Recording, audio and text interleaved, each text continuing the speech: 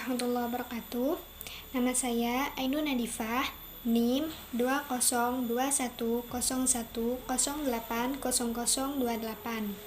Baiklah, saya di sini akan mempresentasikan tentang pengertian hukum Hess. Hukum Hess adalah hukum yang digunakan untuk menentukan besarnya perubahan entalpi suatu reaksi.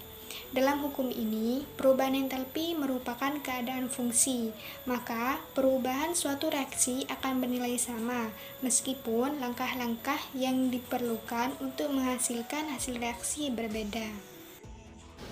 Bunyi hukum Hess yaitu jumlah panas yang dibutuhkan atau dilepaskan pada suatu reaksi kimia itu tidak tergantung pada jalannya reaksi, tetapi ditentukan oleh keadaan awal dan akhir. Nah, untuk rumus hukum Hess sendiri itu berdasarkan percobaan-percobaan yang telah dilakukan pada tahun 1840, Germain Hess 1802 sampai 1850 itu merumuskan diketahui diagram Hess reaksi A ke C.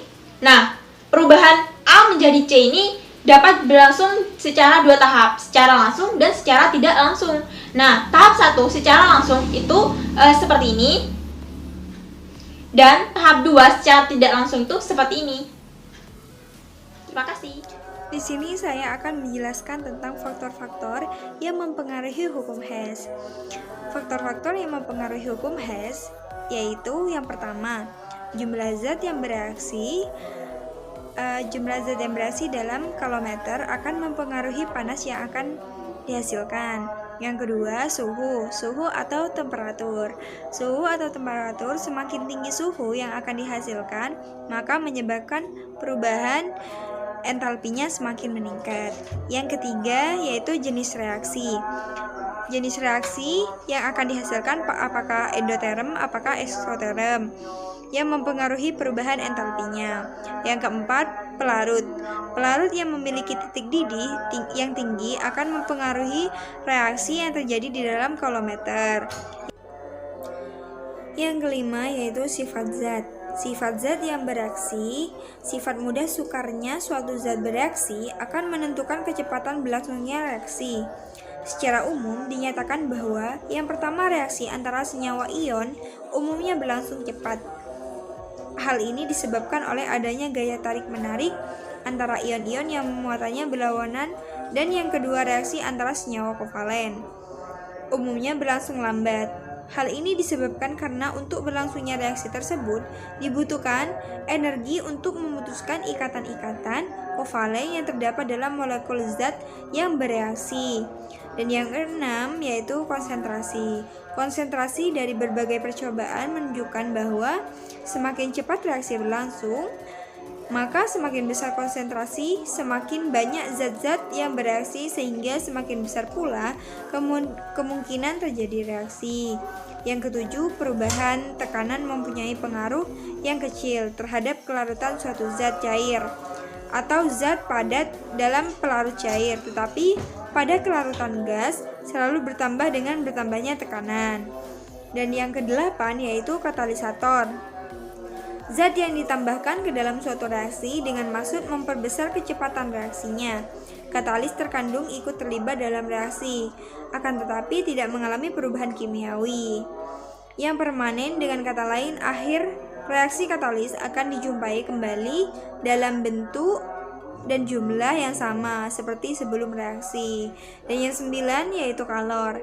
Kalor merupakan panas yang akan mempengaruhi hukum Hess, karena kalor akan mempengaruhi saat perhitungan penentukan arah 1 dan arah 2. Dan yang terakhir, pengadukan dan pengocokan. Semakin kontinu atau cepat pengadukan yang dilakukan, semakin besar nilai entalpi baik pada arah 1 dan arah 2. Baik, saya akan menjelaskan tentang penerapan hukum Hess. Yang pertama, kita dapat mengkombinasikan suatu reaksi yang telah diketahui entalpi reaksinya untuk memperoleh entalpi reaksi yang kita cari. Yang kedua, kebalikan dari suatu reaksi itu mengakibatkan perubahan tanda entalpi.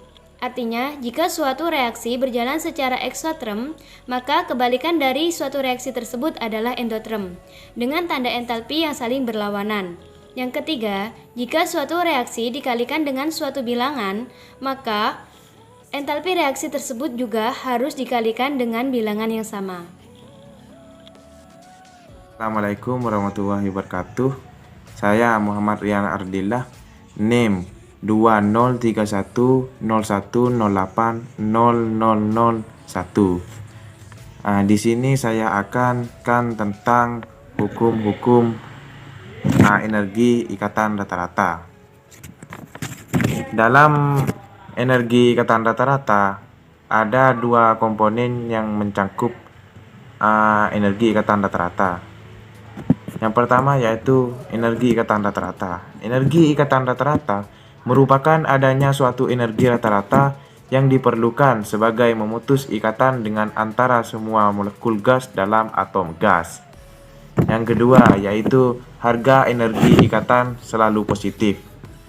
Dengan satuan kJ atau KKAL serta diukur pada kondisi zat-zat berwujud gas, energi yang dibutuhkan untuk memutuskan 1 mol ikatan kimia dalam suatu molekul gas menjadi atom-atom dalam fase gas.